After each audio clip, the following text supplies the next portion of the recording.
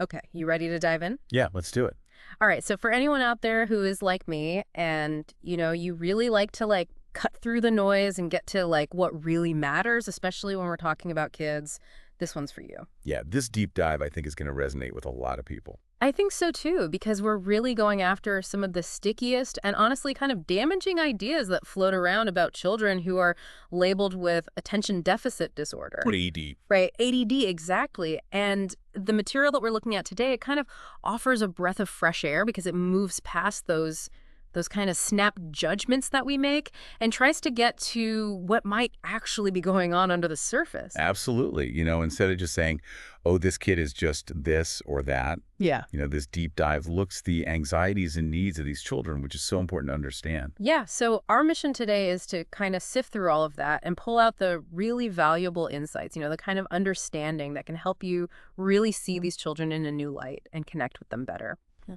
That's right. And the source material does a great job of like pulling apart 5 really specific myths that we hear all the time and then reframing them in a way that can make a huge difference. Okay, so let's just jump right in with the first one. Okay. Because I think this is the one that most parents and teachers express the most frustration around. And it's this idea that a child with ADD is just looking for attention. Right. It's almost like a way to just dismiss the behavior. It is. And the source material actually says, yes, the child is looking for attention, only there is no just about it.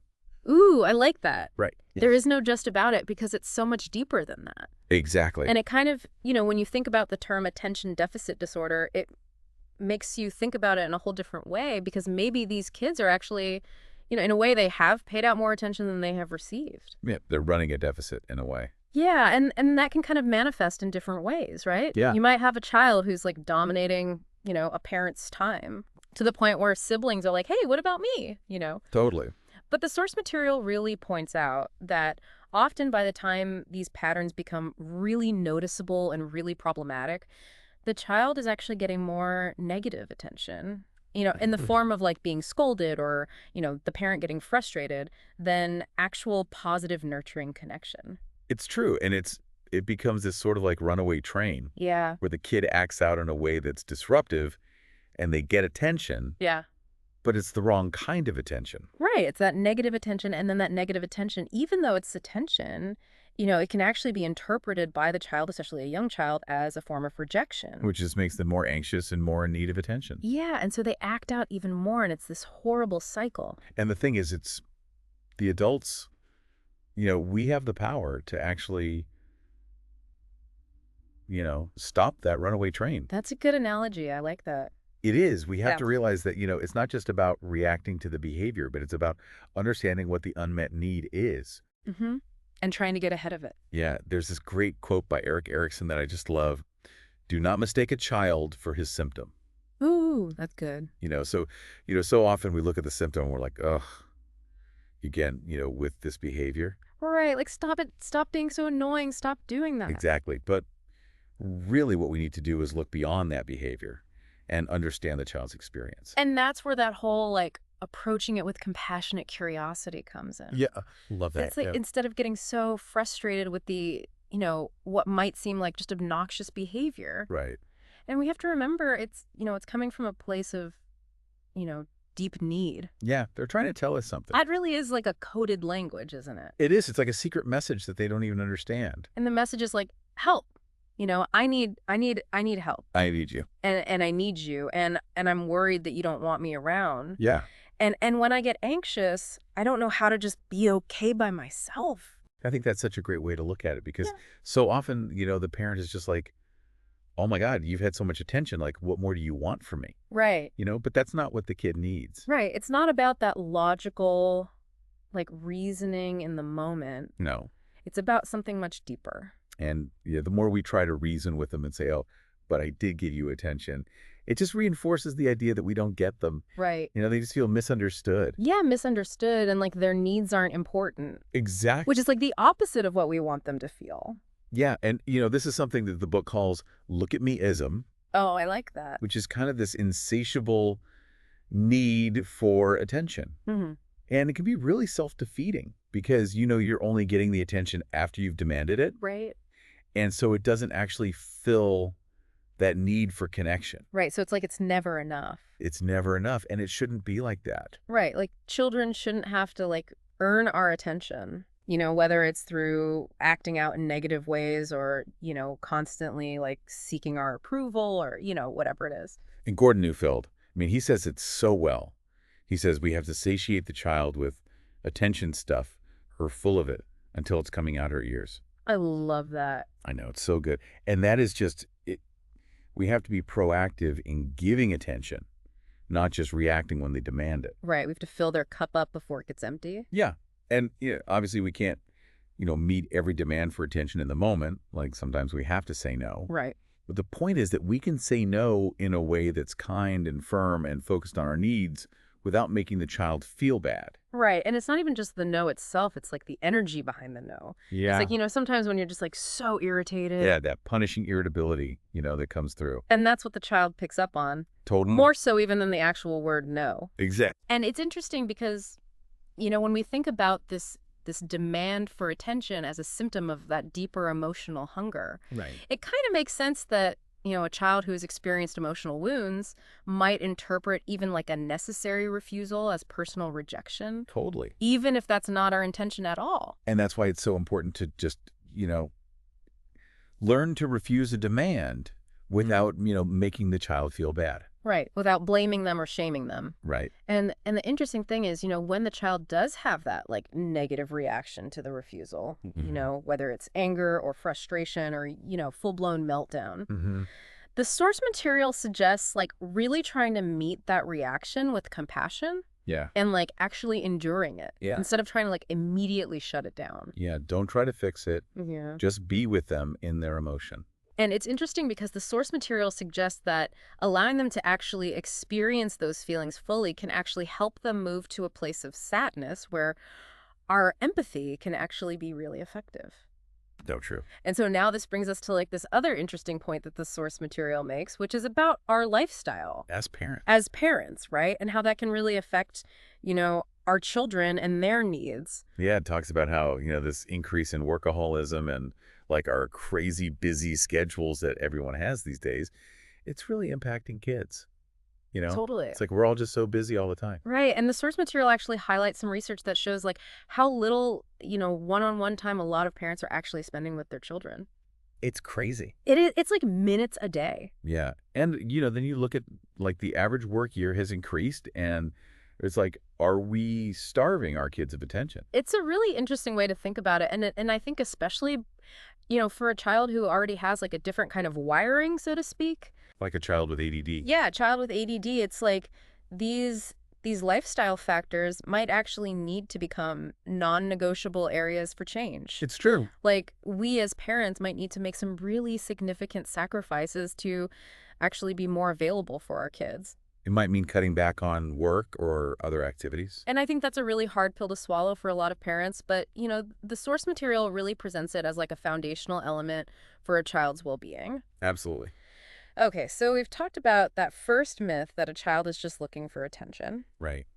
Let's move on to the second one. Okay. Which is, I think, something that all of us as adults can relate to feeling at times. And it's that idea that the child is deliberately trying to annoy us. Oh, yeah. Like they're doing it on purpose just to push our buttons. Exactly. And, it can feel so real. Right. And I think especially with, bright, capable kids who seem to know what they're doing, it can feel like a really logical conclusion. Right. It's like, you're not supposed to do that. Why are you doing that? Exactly. And the source material even acknowledges that. Yeah. But it's very direct in saying, fortunately, that assumption is wrong. These children are not that cunning or that malevolent. Thank goodness. I know, right? We can all breathe a sigh of relief. Exactly. But it really challenges us to not assume that we know what's going on in somebody else's head. Totally. Whether it's our child, our partner, whoever. Right, because we don't. We don't. And that brings us to this concept of intentional thinking. Mm-hmm. And the source material quotes this family therapist, David Freeman, who said, we really often don't truly know the motivations of even the people closest to us. It's so true. It is, and it's so interesting because the stories we tell ourselves about why someone is doing something Yeah. really probably say more about us and our own anxieties and our past experiences. Then about the other person's intentions. Exactly. And the source material makes this really important point that when we get stuck in that like ascribing Like motives, saying you're doing this because exactly, you're doing this because you want to, whatever, fill in the blank. you want to make me mad. All right, you want attention. It actually shuts down our curiosity. Yeah, we stop asking We questions. stop trying to understand. And that's where compassion goes out the window. Right. And then there's this quote by this Zen master Shunryu Suzuki Oh, yeah. about like cultivating a beginner's mind. I love that idea. And it's so true. It's like approaching every moment and every person with that openness Yeah. and that willingness to learn something new instead of just filtering everything through these judgments that we've already made. Yeah, and that's so important when it comes to kids because these negative judgments that we make, even if we don't say them out loud, they can really impact kids. Oh, yeah. Yeah, they can internalize them and grow up feeling like they were bad kids. And it's interesting because the source material uses this really powerful example of adults with ADD Mm-hmm. who carry this feeling of having been bad kids. Yeah, that's heartbreaking. It is, and it's important to remember that those difficult behaviors, Yeah. that we see as annoying or manipulative or whatever, Mm, they often come from this really deep place. it's true. Of, maybe a desperate search for connection or, trouble with self-regulation or, all these things. Impulsive control. Yeah, all these things that are like really about vulnerability. Yeah, in distress. Distress, exactly. And not about like this intentional, I'm going to be a bad kid. Right. It's not about that. And even in the rare cases where there might be like an element of conscious, harmful intent, Mm-hmm.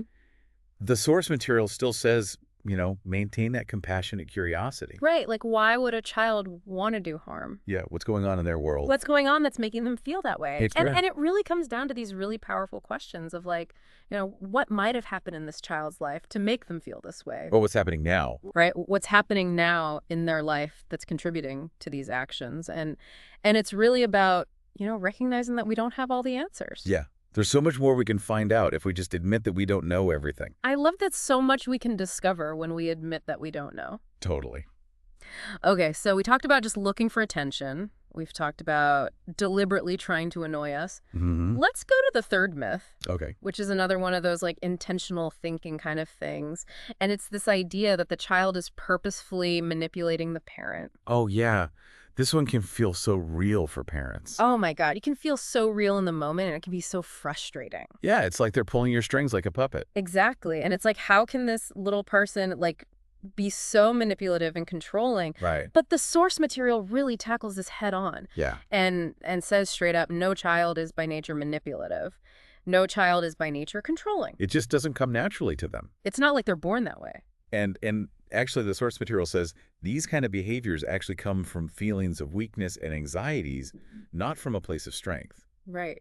Which is interesting because we tend to associate manipulation with having power over a situation. Total. So to think that it actually comes from a place of weakness and insecurity, Right. is really interesting. Like someone who feels really strong and secure doesn't need to manipulate. Right. They're not coming from that place of fear. Right. And if you think about it, the power imbalance between an adult and a child, it's Yeah. like it's natural for a child to test boundaries and try to exert some influence. Yeah, I mean, they're in this position where they're constantly being told what to do. Right. So, of course, they're going to try to figure out ways to get their needs met. And Gordon Neufeld has this great quote about this. He says, the most ridiculous thing we can say is that my child is trying to manipulate me. Mm. It's like saying the rain is wet. Of course, children want to get their own way. And often they can do that only if they get the adult to go along with them. Right. It's like it's just part of being a kid. Yeah. It's not this malicious thing. Right. And it's interesting because the source material says, the problem arises when a child learns through repeated experiences that openly and directly expressing their needs doesn't work. Yeah, or maybe they've been hurt so many times that they can't even identify their real needs anymore. Right. So they resort to manipulation because it's the only way they know how to get what they need. And it's so sad because it's not effective. No, it's dysfunctional. It really is. And the source material gives these really relatable examples like, wanting an inappropriate toy or candy. Or staying up late. Yeah, all those things that kids try to manipulate us with. And it's like, we can't just give in to their demands, Right. but we also can't just focus on the behavior. Right, but to look deeper. We have to address those underlying anxieties and create an environment where they feel safe and secure. So that they don't feel like they have to resort to manipulation. Ex- And the hopeful message here is that, this isn't a fixed personality trait. It's a learned behavior It is. It's a learned behavior that can change. in a more supportive environment. Yes, in a supportive environment where they feel seen and heard and loved. Absolutely. Okay, so let's move on to myth number 4, Okay. which is this idea that the ADD child's behavior causes the adult's tension or anger, Yeah. which is such an easy trap to fall into. It is, because in the heat of the moment, it feels so true. It does, because when we're feeling that anger or frustration, it's so easy to blame the child. Right, like if you weren't acting this way, I wouldn't be so angry. Exactly. But the thing is, our emotions are our own. That's right. They belong to us. Whether it's anger, anxiety, sadness, whatever, it's coming from inside of us. It's our baggage. Yeah, and our life experiences shape how we react to things. Right. And so while a child's behavior can definitely trigger those feelings, it doesn't cause them. Yeah, it's like the child might light the match. But we're the ones with the pile of kindling. Exactly. And the source material uses this example of a parent getting angry at a child for dawdling. Oh, yeah, that's a relatable one. I know, right? We've all been there. So the kid is dawdling and the parent is like, come on, we gotta go, we're late. And they're getting more frustrated. And then they explode. Yeah, and it's like, yeah, the child's slowness might have triggered the anger, but the child didn't cause the parent's capacity for rage. Right, it's not the child's fault that the parent has that level of anger inside of them. Exactly, and that's a really important distinction to make. It is, and it's interesting because, the same behavior from the child Yeah, might get a totally different reaction from the parent on a different day, it's true. depending on how the parent is feeling. Maybe they're rested and feeling good, Yeah, or maybe they're stressed out from work. or maybe they're just in a bad mood. Right. And that's why it's so important for parents to be aware of their own emotional state. And to recognize that their feelings are their own. And the source material makes this really powerful point that when we start to acknowledge that it takes a huge burden off of the child, Yeah. because the child is no longer responsible for how we're feeling. Right, and that can be so freeing for a child. He can. I mean, it can be hard to really grasp this idea It is. because we're so used to associating our feelings with, what's happening around us. Right, especially as kids. Right, when we're little, our parents' emotions really do affect us. Totally. But as adults, we have more control over our own emotional responses. And we need to own that. We do. And the source material has this great analogy about someone stepping on your foot on a crowded bus. Yeah. Like, your reaction really depends on your own internal state at that moment, You're not right. just the fact that someone stepped on your foot. Exactly. And there's that even more powerful analogy of the shotgun, Oh, yeah. where the child's behavior is the trigger, but the parent's emotional state is the bullet. And if the gun isn't loaded, the trigger doesn't do anything. But if there's a bullet in there, Watch out. it's going to be a big explosion. Exactly. And it's so true, because sometimes our anxiety about our child's behavior actually makes things worse. It's like we're adding fuel to the fire. Exactly. And so it's about shifting from that place of blame and reaction to a place of curiosity and understanding. Yeah. Instead of trying to control the situation, let's try to understand what's going on for the child. That's so powerful. It is. Okay, so let's move on to the 5th and final myth we're going to unpack today, which is this idea that children with ADD are lazy. Oh, yeah. This is such a common one. It is. And it's so damaging. It's so damaging. And the source material is very clear that this is just a judgment that doesn't actually explain anything. It's lazy thinking. It is. To just label a child as lazy. And it's interesting because, people who are labeled as lazy can be very energetic and active when they're interested in something. Absolutely. So it's not about an inherent lack of motivation or energy. It's about how they relate to the world. Exactly. And the source material suggests that this relationship starts with the family. Right. And they share this really interesting anecdote about a 12-year-old son who was asked to help with some chores. And he was so resistant. Oh, I bet. And he was complaining, and he was like, I always have to do everything. Oh, yeah. Classic. Right. And the source material suggests that this wasn't meant to be taken literally. It was more like coded language. Yeah. And they suggest that what he was really saying was something like, from a very early age, I've had to work so hard just to maintain a connection with you, my parents. Wow. And I'm exhausted from doing that work, and now I don't want to do any more of the work that you should have been doing all along. Oh my gosh, that is so profound. It is, isn't it? It's like he's saying, I'm tired of having to carry the weight of this relationship. Yes. You guys should be putting in the effort too. And what's so interesting is that the solution wasn't about coercing him or bribing him to help. It was about the parents reconnecting with him on an emotional level, Yeah, and then he started helping more spontaneously. because he felt connected. Exactly. Wow. And this kind of brings us to this idea of automatic resistance, Mm. which I think is so common with children who have ADD. It is. And it can be so frustrating. Again, But the source material reminds us that this resistance has a purpose. it has meaning. It It's does. another form of communication. It's them trying to tell us something, Yeah. even if they don't know how to say it directly. So instead of labeling them as lazy, Yeah. we need to try to understand what's behind that resistance. Exactly. That's so important. It is. Wow. Well, we have done it. We have unpacked 5 really pervasive and really damaging misconceptions about children with ADD. We have. Then it's been really eye-opening. It has. And I think the biggest takeaway for me is just how important it is to look beyond those surface behaviors Yeah. and try to understand what's really going on for these kids.